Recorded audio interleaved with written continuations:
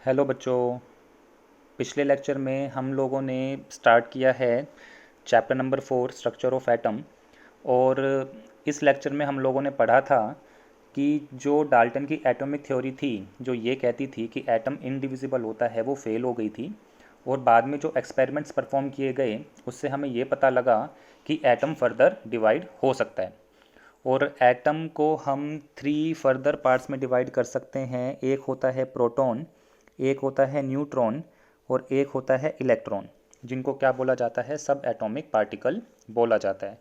और अगर बात करें चार्ज की तो प्रोटॉन पॉजिटिवली चार्ज पार्टिकल होता है, इलेक्ट्रॉन नेगेटिवली चार्ज पार्टिकल होता है और न्यूट्रॉन न्यूट्रल होता है। और साथ ही साथ हमने ये भी पढ़ा था कि प्रोटॉन का मास कितना होता है, 1 यूनिफाइड मास, न्यूट्रॉन का मास 1 यूनिफाइड मास और इलेक्ट्रॉन का मास नेग्लिजिबल होता है, लेकिन फिर भी अगर लिखना चाहें तो हम कह सकते हैं 1/1840 times of 1 unified mass. Okay, तो इस वजह से हम जब एटम का मास कैलकुलेट करते हैं तो इलेक्ट्रॉन के मास को इग्नोर कर देते हैं क्योंकि ना के बराबर होता है। ओके, तो बात आई कि जैसे ही पता लगा कि एटम को डिवाइड कर सकते हैं तो फर्दर एक क्वेश्चन आ गया, फिर से एक क्वेश्चन आया दिमाग में कि अगर एटम डिवाइड हो सकता है तो एटम के अंदर का स्ट्रक्चर कैसा है। तो इस रेस में जिसमें हमें अलग अलग साइंटिस्ट ने अलग अलग थ्योरीज दी, अलग अलग मॉडल दिए एटम के, उसमें सबसे पहला जो मॉडल आया वो आया जे जे थॉमसन का। और आपको जान के थोड़ी हैरानी होगी कि जे जे थॉमसन डाल्टन का स्टूडेंट था। ओके, कि जे जे थॉमसन जो साइंटिस्ट थे वो जॉन डाल्टन के स्टूडेंट थे। तो थॉमसन ने जो अपना मॉडल दिया एटम का वो कुछ ऐसे था कि Thomson proposed that an atom consist of a positively charged soup or cloud where the electrons are suspended. कि उन्होंने बोला कि जो एटम होता है वो एक क्लाउड होता है पॉजिटिवली चार्ज्ड पार्टिकल का, और उस क्लाउड के अंदर इलेक्ट्रॉन्स क्या होते हैं, सस्पेंडेड होते हैं। तो अगर थोड़ा डायग्राम देखना चाहें तो कुछ ये हमारे पास होता है थॉमसन एटॉमिक मॉडल। जो उन्होंने बोला था कि जो एटम होता है वो पॉजिटिवली चार्ज पार्टिकल का एक क्लाउड होता है, एक स्फीयर होता है, और उसके अंदर इलेक्ट्रॉन्स क्या होते हैं, सस्पेंडेड होते हैं। इलेक्ट्रॉन्स क्या होते हैं, सस्पेंडेड होते हैं। तो जैसे ही उन्होंने ये मॉडल प्रपोज किया तो जो और साइंटिस्ट थे उन्होंने बोला कि ये तो हमें कुछ वाटरमेलन जैसा लग रहा है, कि वाटरमेलन में भी यही होता है ना कि एक रेड कलर का पल्प होता है और उसमें क्या होते हैं, ये ब्लैक कलर के पार्टिकल्स प्रेजेंट होते हैं। तो ये रेड कलर का जो पल्प है अगर इसको मान के चलूँ पॉजिटिव चार्ज, और जो ये ब्लैक पार्टिकल्स हैं इनको मान के चलूँ इलेक्ट्रॉन्स, तो वाटरमेलन जैसा ही कुछ थॉमसन का एटॉमिक मॉडल था। इस वजह से थॉमसन के एटॉमिक मॉडल को वाटरमेलन एटॉमिक मॉडल भी बोला गया। ठीक है, लेकिन पॉइंट पे आते हैं कि थॉमसन ने क्या बोला कि एक स्फेयर होता है, वो स्फेयर क्या होता है, पॉजिटिव चार्ज होता है, और उसके अंदर क्या प्रेजेंट होता है, इलेक्ट्रॉन्स प्रेजेंट होते हैं।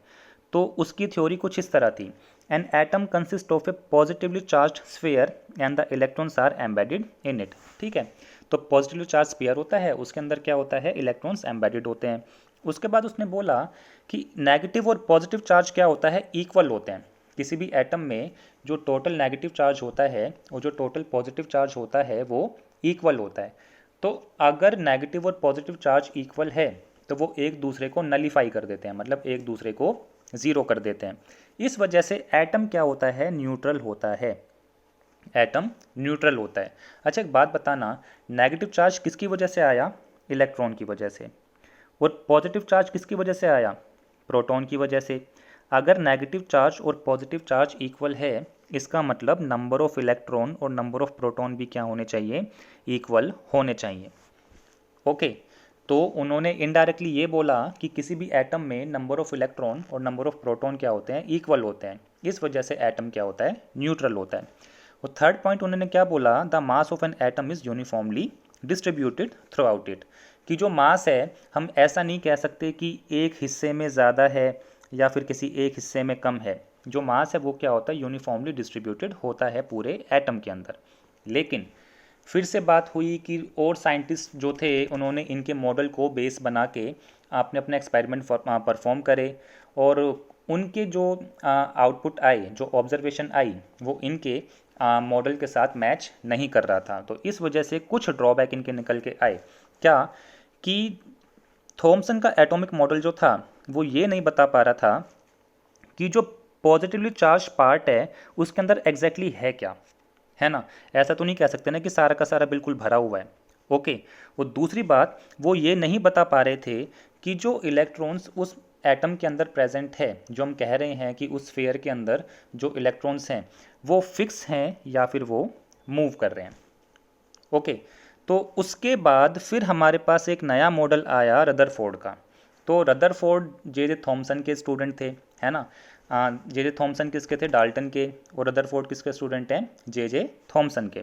खैर, तो अर्नेस्ट रदरफोर्ड ने एक्सपेरिमेंट परफॉर्म करना चाहा थॉमसन के एटॉमिक मॉडल को बेस बनाकर। ठीक है, कि उन्होंने उनकी थ्योरी को स्टडी किया, उनकी थ्योरी के अकॉर्डिंग उन्होंने क्या करा, एक एक्सपेरिमेंट परफॉर्म करना चाहा। और वो एक्सपेरिमेंट क्या था कि अर्नेस्ट रदरफोर्ड, उनका पूरा नाम क्या था, Ernest Rutherford, designed an experiment in which fast moving alpha particles were made to fall on an thin gold foil. कि उन्होंने एक सोने की फॉइल ली, गोल्ड की फॉइल ली, बहुत पतली, बहुत थिन। ठीक है, और वो इतनी पतली थी कि वो सिर्फ 1000 एटम्स थिक थी। जो उसकी थिकनेस थी वो सिर्फ कितनी थी, 1000 एटम। ये 1000 एटम सुनने में तो बहुत ज़्यादा लगता है, 1000 एटम, लेकिन एटम क्या होता है, बहुत छोटा होता है जो नेकेड आई से नहीं दिखाई देता। तो 1000 एटम का साइज़ बहुत कम होता है। ओके। तो वो क्या करवाना चाहते थे कि अल्फ़ा पार्टिकल्स को पास करवाना चाहते थे इस पतली गोल्ड फॉइल में से। ओके। अब बात आई कि अल्फ़ा पार्टिकल्स होता क्या है। तो अल्फ़ा पार्टिकल्स हमारे पास डबली चार्ज्ड हीलियम आयंस होते हैं। डबली चार्ज मतलब जिसके ऊपर 2 पॉजिटिव चार्ज होता है, 2 पॉजिटिव चार्ज, डबली मतलब डबल चार्ज होता है। Since they have a mass of 4 unified mass, the fast moving alpha particles have a considerable amount of energy. ठीक है, क्योंकि हमारे पास हीलियम का मास ज़्यादा होता है, 4 यूनिफाइड मास, कोई कम मास नहीं होता एटम के लिए, तो उसकी एनर्जी भी क्या थी, ज़्यादा थी। तो रदरफोर्ड ने ये एक्सपेक्ट किया, ये उनकी उम्मीद थी कि अल्फ़ा पार्टिकल सब एटॉमिक पार्टिकल से टकरा के डिफ्लेक्ट कर जाएंगे। ठीक है, कैसे, ज़रा देखना। कि उन्होंने बोला कि हमारे पास क्या है, गोल्ड फॉइल है। तो ये मैंने मान लिया कि ये हमारे पास क्या है, गोल्ड का एटम है, और ये हमारे पास क्या हो गया, अल्फ़ा पार्टिकल हो गया। तो जे थॉमसन ने बोला था कि जो एटम होता है वो क्या होता है, एक स्फीयर होता है। तो रदरफोर्ड ने सोचा कि जब ये अल्फ़ा पार्टिकल इस एटम से टकराएगा तो वो क्या हो जाएगा, थोड़ा सा टकराने के बाद डिफ्लेक्ट हो जाएगा। ये कुछ ऐसा है कि कोई तरबूज रखा हुआ है और आप उसके ऊपर कोई पत्थर मारते हैं तो वो पत्थर क्या हो जाएगा, टकराने के बाद डिफ्लेक्ट कर जाएगा किसी और डायरेक्शन में। तो रदरफोर्ड ने ये एक्सपेक्ट किया था, लेकिन जब उनकी ऑब्जर्वेशन आई तो वो काफ़ी हैरान करने वाली थी। तो उन्होंने क्या किया कि अल्फ़ा पार्टिकल जब गोल्ड फॉइल से पास करा रहे थे, वो अल्फ़ा पार्टिकल को जब गोल्ड फॉइल से पास करा रहे थे, ये हमारे पास क्या है, गोल्ड फॉइल है, ये क्या है, अल्फ़ा रेस है। ठीक है, तो उन्होंने क्या नोटिस किया कि मैक्सिमम जो अल्फ़ा पार्टिकल थे वो स्ट्रेट पास हो गए बिना किसी डिफ्लेक्शन के। मैक्सिमम अल्फ़ा पार्टिकल स्ट्रेट पास हो गए बिना किसी डिफ्लेक्शन के। कुछ पार्ट ऐसा था जो स्मॉल एंगल से डिफ्लेक्ट कर गया, और कुछ पार्ट ऐसा था जो पूरा का पूरा वापस आ गया। ठीक है, पूरा 180 डिग्री का डिफ्लेक्शन वो ले गए। तो ये काफ़ी हैरान करने वाला था, क्योंकि उन्होंने तो बस इतना सोचा था कि अल्फ़ा पार्टिकल डिफ्लेक्ट कर जाएंगे और सारे के सारे अल्फ़ा पार्टिकल डिफ्लेक्ट करेंगे, कि अगर मैं इनको वाटरमेलन मान के चलूँ और ये छोटे छोटे अल्फ़ा पार्टिकल हैं तो इनको उनसे टकराने के बाद डिफ्लेक्ट कर जाना था, लेकिन इन्होंने डिफ्लेक्ट नहीं किया। ठीक है, तो इससे उन्हें क्या पता लगा। अच्छा, पहले ऑब्जर्वेशन देखते हैं कि एग्जैक्टली ऑब्जर्वेशन क्या थी। ऑब्जर्वेशन ये थी कि ये मैं मान के चल रहा हूँ कि ये मेरे पास क्या है, गोल्ड के एटम है, ये सारे के सारे क्या हैं, गोल्ड के एटम है। तो कुछ अल्फा पार्टिकल थे जो स्मॉल एंगल के साथ डिफ्लेक्ट करके गए, ये स्मॉल एंगल के साथ डिफ्लेक्ट कर गया। बहुत से अल्फा पार्टिकल ऐसे थे जो सीधे सीधे पास हो गए, पास स्ट्रेट। ठीक है, और कुछ ऐसे थे जो वापस टर्न कर गए 180 डिग्री बना के, एंगल बना के। ठीक है, कुछ का डिफ्लेक्शन क्या था, लार्ज था। तो उन्होंने ऑब्जर्वेशन ये बनाई कि most of the fast moving alpha particle passed straight through the gold foil. Some of the alpha particles were deflected by foil by small angle, and surprisingly 1 out of 12,000 alpha particles appear to rebound। कि 12,000 में से एक alpha particle ऐसा था जो वापस आ रहा था। ठीक है, जैसे ये वाला है। ठीक है, ये अल्फा पार्टिकल क्या हो रहा है, टकराने के बाद वापस आ रहा है। तो अब उन्होंने कंक्लूजन निकाला। कंक्लूजन क्या निकाला कि most of the space inside the atom is empty. किसी एटम के अंदर ज़्यादातर स्पेस क्या है, एम्प्टी है, क्योंकि most of the alpha particle passed through the gold foil without getting deflected. क्योंकि हम क्या बोल रहे हैं कि जो ज़्यादातर अल्फा पार्टिकल थे वो बिना किसी डिफ्लेक्शन के क्या हो गए, स्ट्रेट निकल गए। तो इससे हमें ये पता लगा कि एटम का ज़्यादातर हिस्सा क्या है, खाली पड़ा हुआ है, खाली स्पेस है, एम्प्टी स्पेस है। ओके, उसके बाद उन्होंने क्या बोला, very few particles were deflected from there path indicating that the positive charge of the atom occupies very little space. अच्छा, हम क्या बोल रहे हैं कि जो अल्फा पार्टिकल्स हैं वो क्या है, पॉजिटिवली चार्ज्ड पार्टिकल है। और अब ये क्या कह रहे हैं कि जो एटम का पॉजिटिव चार्ज होता है वो बहुत ही छोटे हिस्से में है, वो बहुत ही छोटे हिस्से में है। अगर वो एटम का पॉजिटिव चार्ज बहुत ही छोटे हिस्से में है, मान लो ये मेरे पास एटम का पॉजिटिव पार्ट हो गया, तो अल्फा पार्टिकल जब इसके पास जाएगा तो ये क्या हो जाएगा, डिफ्लेक्ट कर जाएगा। रीज़न क्या है, क्योंकि पॉजिटिव चार्ज क्या करता है, रिपेल करता है ना। यही पढ़ा था ना कि पॉजिटिव चार्ज क्या करता है, रिपेल करता है। पॉजिटिव रिपेल करेगा, नेगेटिव भी रिपेल करेगा, और पॉजिटिव नेगेटिव अट्रैक्ट करता है। ओके, तो अगर पॉजिटिव चार्ज एक लिटिल स्पेस में ऑक्यूपाइड है तो अल्फा पार्टिकल जब इस पॉजिटिव पार्ट के पास जाएगा तो वहाँ से वो रिपेल हो जाएगा और अपने पाथ से डिफ्लेक्ट कर जाएगा।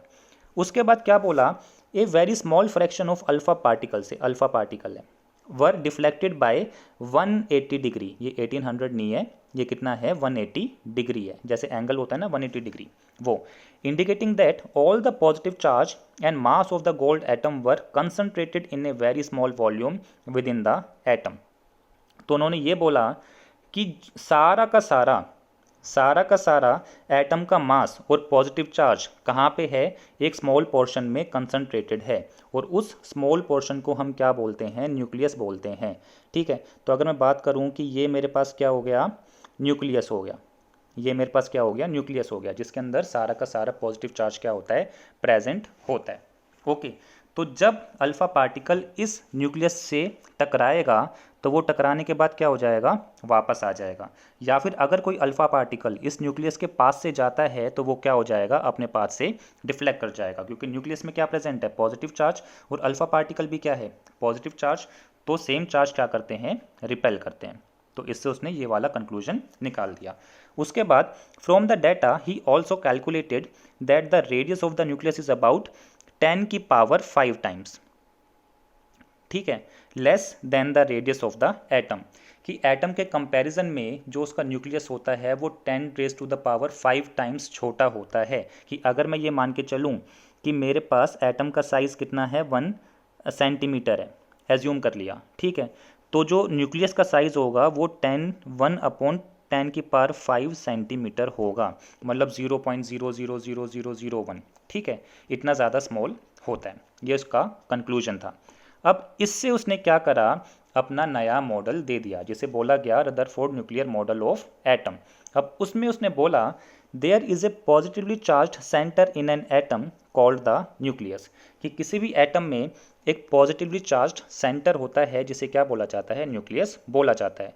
Nearly all the mass of an atom resides in the nucleus, कि सारा का सारा मास कहाँ पे प्रेजेंट होता है, उस न्यूक्लियस में प्रेजेंट होता है। इसका मतलब न्यूट्रॉन और प्रोटॉन कहाँ पे प्रेजेंट हैं, न्यूक्लियस के अंदर प्रेजेंट हैं। उसके बाद उसने अगला पॉइंट दिया, the electrons revolve around the nucleus in circular path, कि जो इलेक्ट्रॉन्स हैं वो इस न्यूक्लियस के चारों तरफ क्या करते हैं, रिवॉल्व करते हैं सर्कुलर पाथ में। And the size of the nucleus is very small as compare to the size of atom, कि एटम के कंपैरिजन में न्यूक्लियस का साइज बहुत ज़्यादा स्मॉल होता है। तो ये था हमारे पास रदरफोर्ड का एटॉमिक मॉडल। तो उन्होंने क्या बोला कि एटम के पास एक न्यूक्लियस होता है जो उसके सेंटर में होता है, ठीक है, और बहुत ही उसका साइज बहुत ही ज़्यादा कम होता है, और जो इलेक्ट्रॉन्स होते हैं वो सर्कुलर पाथ में क्या करते हैं, रिवॉल्व करते हैं। तो ये हमारे पास क्या हो गया, सर्कुलर पाथ, इसमें इलेक्ट्रॉन क्या कर रहे हैं, रिवॉल्व कर रहे हैं न्यूक्लियस के चारों तरफ। ओके, अब इनका भी ड्रॉबैक निकल के आया। ड्रॉबैक क्या था कि अगर कोई इलेक्ट्रॉन सर्कुलर ऑर्बिट के अंदर रिवॉल्व कर रहा है तो उसका एसेलरेशन होगा। एसेलरेशन क्या होता है कि डायरेक्शन चेंज होगी तो एसेलरेशन में जाएगा, या स्पीड चेंज होगी तो एसेलरेशन में जाएगा, है ना, ये मोशन वाले चैप्टर में किया था हम लोगों ने। तो कोई भी पार्टिकल अगर सर्कुलर ऑर्बिट में घूम रहा है तो वो क्या कर रहा होता है, एसेलरेट कर रहा होता है। और अगर कोई भी पार्टिकल एसेलरेट कर रहा है तो वो एनर्जी क्या करेगा, रेडिएट करेगा। और अगर एनर्जी रेडिएट कर रहा है तो वो अपनी एनर्जी क्या करेगा, लूज करेगा। और अगर एनर्जी लूज कर रहा है तो धीरे धीरे क्या होगा, उसका जो डिस्टेंस है न्यूक्लियस से वो कम होता जाएगा और फाइनली वो न्यूक्लियस में फॉल कर जाएगा। और अगर ऐसा होता तो एटम क्या होना चाहिए था, हाईली अनस्टेबल होना चाहिए था और हमारा मैटर ईजिली एग्जिस्ट नहीं कर सकता था नेचर में। लेकिन फिर भी हम क्या देख रहे हैं कि जो एटम होता है वो काफ़ी स्टेबल होता है। तो ड्रॉबैक कुछ ये था कि अगर इलेक्ट्रॉन सर्कुलर पाथ में रोटेट कर रहा है तो वो अपनी एनर्जी क्या करेगा, रेडिएट करेगा। रेडिएट करने का मतलब क्या हो गया कि एनर्जी क्या करेगा, लूज़ करेगा। तो एनर्जी लूज़ करने से क्या होगा कि धीरे धीरे धीरे धीरे वो उसका जो डिस्टेंस है न्यूक्लियस से वो कम होता जाएगा और फाइनली वो फॉल कर जाएगा किसके अंदर, न्यूक्लियस के अंदर कोलैप्स कर जाएगा। और इससे क्या होगा कि जो एटम है वो हाईली अनस्टेबल हो जाएगा। लेकिन एटम क्या होते हैं, क्वाइट स्टेबल होते हैं। इसका मतलब इनकी थ्योरी भी यहाँ पे क्या होगी, फेल हो गई। उसके बाद फिर एक नए साइंटिस्ट आए जिनका नाम था नील बोर। तो उन्होंने अपना मॉडल दिया एटम का, जिसे क्या बोला गया, बोर्स एटॉमिक मॉडल या फिर बोर्स मॉडल ऑफ एटम। तो उन्होंने अपने पॉइंट्स दिए और वो क्या थे कि उन्होंने बोला only certain special orbits known as discrete orbits of electrons are allowed inside the atom. कि हमारे पास ये कंटिन्यूस ऑर्बिट नहीं होता, कि ये हमारे पास ऑर्बिट क्या है, कंटिन्यूस है ना, ये कंटिन्यूस ऑर्बिट नहीं होता, डिस्क्रीट ऑर्बिट होता है। डिस्क्रीट ऑर्बिट मतलब कुछ इस तरह से, ठीक है, कि ये ऑर्बिट अलग है अपना सेपरेट, ये ऑर्बिट अलग है अपना सेपरेट, और ये ऑर्बिट अलग है। इन्हें क्या बोला जाता है, डिस्क्रीट ऑर्बिट बोला जाता है। जैसे प्लैनेट में होता है ना कि बीच में क्या होता है, सन चारों तरफ क्या होते हैं, प्लैनेट्स होते हैं। वो प्लैनेट किस पे रिवॉल्व करते हैं, ऑर्बिट में। तो इनको भी क्या बोला गया, ऑर्बिट बोला गया। तो उन्होंने भी यही बोला कि क्या होते हैं, डिस्क्रीट ऑर्बिट होते हैं, इस तरह का कंटिन्यूस ऑर्बिट नहीं होता, ठीक है। और इलेक्ट्रॉन्स इन्हीं ऑर्बिट में क्या कर सकते हैं, रिवॉल्व कर सकते हैं। While revolving in discrete orbits, the electron do not radiate energy। ये सबसे इंपॉर्टेंट पॉइंट था उनकी एटॉमिक थ्योरी का कि जब इलेक्ट्रॉन रिवॉल्व कर रहा होगा तो वो अपनी एनर्जी को लूज़ नहीं करते। अगर वो अपनी एनर्जी को लूज़ नहीं करते तो वो अपनी सेम एनर्जी के साथ क्या करेंगे, इस ऑर्बिट में रिवॉल्व करते रहेंगे और वो इस न्यूक्लियस के साथ कोलैप्स नहीं करेंगे। तो ये था नील बोर्स एटॉमिक मॉडल। ओके, अब पॉइंट आता है कि ये जो डिस्क्रीट ऑर्बिट हैं, इन डिस्क्रीट ऑर्बिट को या तो बोला जाता है ऑर्बिट या फिर बोला जाता है शेल, SHELL, शेल, ठीक है। या तो ऑर्बिट बोला जाएगा या फिर शेल बोला जाएगा। और कई बार इनको एनर्जी लेवल भी बोला जाता है, एनर्जी लेवल भी बोला जाता है। मतलब energy level number 1, energy level number 2, energy level number 3। Okay, अब क्या हुआ कि इन्होंने ऑर्बिट की नंबरिंग कर दी कि ये हमारे पास हो गया ऑर्बिट नंबर 1, ये हो गया ऑर्बिट नंबर 2, ये हो गया ऑर्बिट नंबर 3। और इनका पर्टिकुलर नाम रख दिया गया, क्या, K orbit, L orbit, M orbit. अगर अगला ऑर्बिट आता तो क्या रखा जाता, उसका नाम N रख दिया जाता, ठीक है। तो अगर कोई कह रहा है फर्स्ट ऑर्बिट तो आप क्या बोलेंगे, उसका नाम क्या हो गया, K शेल या फिर K ऑर्बिट। अगर कोई बात कर रहा है सेकंड शेल की या सेकंड ऑर्बिट की तो उसका नाम क्या हो गया, L शेल, फिर क्या हो गया M शेल, फिर क्या हो गया N शेल, ठीक है। और इनको क्या बोला जाता है, एनर्जी लेवल भी बोला जाता है। एनर्जी लेवल क्यों बोला जाता है, क्योंकि फर्स्ट ऑर्बिट में जो इलेक्ट्रॉन्स हैं इनका अपनी एक एनर्जी होती है, सेकंड ऑर्बिट में जो इलेक्ट्रॉन्स हैं इनकी अपनी एनर्जी होती है, थर्ड ऑर्बिट में जो इलेक्ट्रॉन्स हैं इनकी अपनी एनर्जी होती है। और ये भी एक फैक्ट है कि जो एनर्जी लेवल नंबर 1 में है उनकी एनर्जी कम होती है, और जैसे जैसे नेक्स्ट ऑर्बिट आता है उसके अंदर इलेक्ट्रॉन्स की एनर्जी बढ़ती जाती है। मतलब फर्स्ट ऑर्बिट में जो इलेक्ट्रॉन है, फर्स्ट ऑर्बिट में जो इलेक्ट्रॉन है इसकी एनर्जी कम है, सेकंड ऑर्बिट में जो इलेक्ट्रॉन है इसकी एनर्जी ज़्यादा होती है, थर्ड ऑर्बिट में जो इलेक्ट्रॉन है इसकी एनर्जी और ज़्यादा मिलेगी। इसी तरह से जैसे जैसे लेवल बढ़ता जाएगा वैसे वैसे एनर्जी ज़्यादा होती जाएगी। ओके, तो ये हमारे पास कुछ स्ट्रक्चर थे एटम के जो डिफरेंट साइंटिस्ट ने प्रपोज किए थे टाइम टू टाइम। ओके, तो आप इन सब की अच्छे से प्रैक्टिस कर लीजिएगा। नेक्स्ट लेक्चर में फिर मिलेंगे, तब तक के लिए बाय बाय।